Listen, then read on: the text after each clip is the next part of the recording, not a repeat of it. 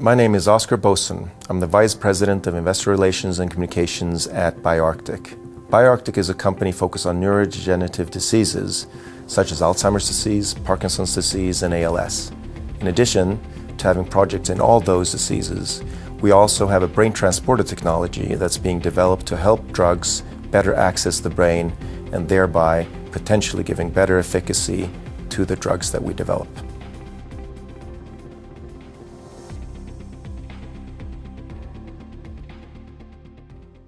Some of the key benefits for us getting a listing at Nasdaq relates back to the founder's vision for BioArctic.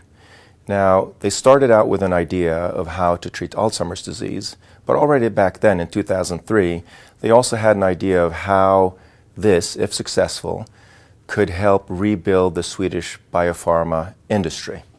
So they wanted to lay that foundation, and being listed is part of that, because being listed brings not only the opportunity to bring in capital if needed, but also visibility for companies ours. We become more interested in the eye of the public and in the eye of investors. That helps us spread our story and share our thoughts on how the pharma industry in Sweden can continue to develop over time.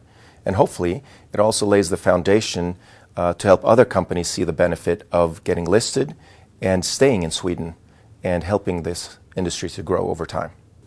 BioArctic was founded more than 20 years ago with an idea of how to treat Alzheimer's disease. And since then we've grown, and we're now in more diseases, trying to help patients across a lot of neurodegenerative diseases.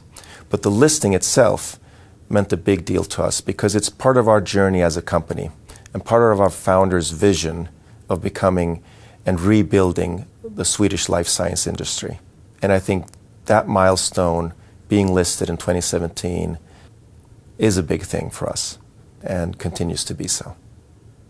Already when we started more than 20 years ago, we had an idea at BioArctic of how to potentially treat Alzheimer's disease. It all was based on one of our founders, Lars Lannfeldt's idea. And in 2022, we got the final result. The phase 3 study came in and showed that his idea, with the help of ASI, the company that we partnered with already in 2005, was successful.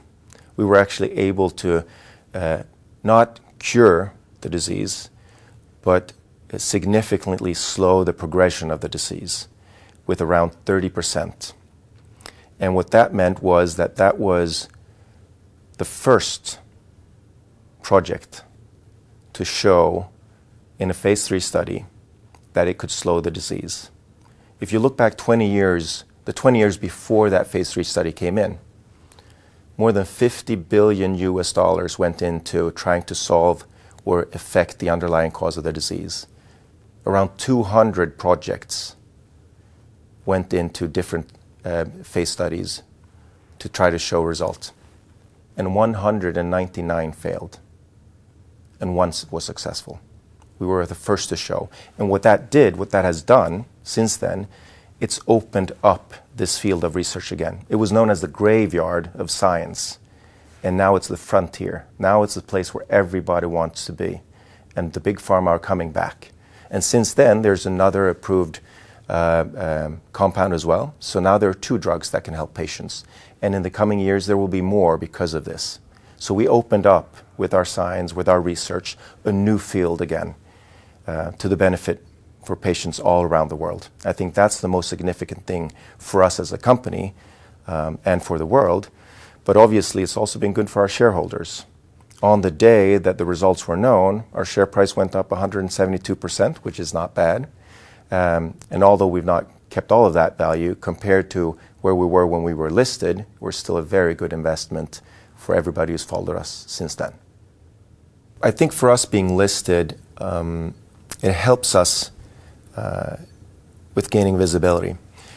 We're in a complex field. Alzheimer's disease is not easy. 200 failed projects and more, shows that. But I think it helps us in the visibility. It helps us also to the broader public talk about the issues that we want to solve and the patients that we want to help. And over time, gives us a possibility to tell that story to a wider audience. Without the listing, we could obviously still have gotten attention, but I think not to the same extent and not as often. I think working with Nasdaq in the listing process and beyond that as a listed company is very fruitful, because it gives you opportunity to showcase your company, not only to the local community maybe where you're listed, but much broader. I mean, it's given us the opportunity to show ourselves in New York and other places where we wouldn't have gotten if not being listed, if not working together with Nasdaq. It gives us the opportunity to participate in different events. It gives us the opportunity also to be part of different indexes that Nasdaq has, which gives us enhanced visibility and potentially more trading in the share also, which we think is very important and fruitful for us as a company. So in many different ways, the collaboration with Nasdaq is a good thing for us as a company. Even if we were very happy with the fact that our first drug made it all the way through phase 3 and is now helping patients across the world in Alzheimer's disease, it's not the one and only solution to help these patients. And it doesn't cure the patients, not yet at least. So we think it's super important to continue research and continue developing the next generation of drugs in this field. And we're already on our way. And we think one of the key aspects is getting more drug into the brain, because the drugs that we do are big proteins, and that is very difficult for them to get into the brain and really treat the target for the drug. So we're currently developing something called the brain transporter technology, which is a technology to use the body's own transport system to cross the blood-brain barrier and help the drug to get into the brain. And we haven't tested this in humans yet, but we have recently revealed data in models of how this could work. And it shows that we could potentially increase the amount of drug that goes into the brain between 40, 50, maybe 60, 70 times compared to what just a naked antibody does. We think that this technology, if it holds true also in humans, can really be the next game changer in neurodegenerative diseases, and potentially both increase the efficacy and reduce side effects of future drugs. So that's what we're looking into right now. And we're doing this and utilizing this technology in all our projects across our portfolio. BioArctic as a company wouldn't be the same without our partnerships. We're very fortunate to have been partnered with Eisai, a big Japanese pharma company, for a long time, 20 years now and counting. But also recent partnerships. We entered a partnership with AbbVie in 2016. We entered a partnership with BMS, another big American pharmaceutical company, just at the end of 2024. And these partnerships have all brought with them several things.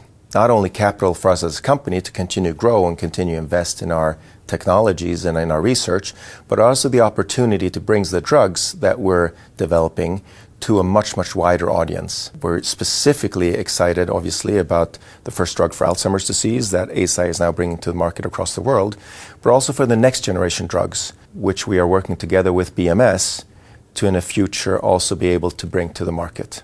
But that's not all. Not only a partnership with companies are important to us, but also with academic institutions and universities around the world. And these together is really what spurs us as a company and helps us bring more and better science to the world over time. Stockholm has a thriving investor community, especially maybe in the retail space. And we think this is great. We try to engage a lot, not only with the big institutional investors and big funds, but also with the retail community. We do that in different ways. We do that with the specific events, etc., through banks or through other ways, but also with our own smaller events, actually. For example, it could be Q&A sessions in a Discord or something similar. But what it brings to us is a closeness to the market and an understanding of what the retail investor is looking for and what we might be missing in our communication story. And we try to answer up to these requests, but also use that as input for how we communicate to the market to help answer the questions that the community might have. So we think it's great that it's there, and we try to work to take active part in that community over time. As a company, we think it's super important to have a close, ongoing discussion, interaction with our investors and the investment community, both on the institutional side and on the retail side. And we do a lot of events every year to meet with our investors, Last year we had close to 200 meetings with investors across the world, mostly in Europe and North America, Sweden obviously, but also in Asia. And we think it helps us being better as a company because it keeps us on our toes. It helps us understand what the external world wants to know, and also where we might be unclear in our messaging and our communication to the market. So the interaction with investors is super important to us. But we try to be super transparent, we try to communicate as much as we possibly can, and we try to give time to all of our investors, no matter if they're big shots or just normal, regular people.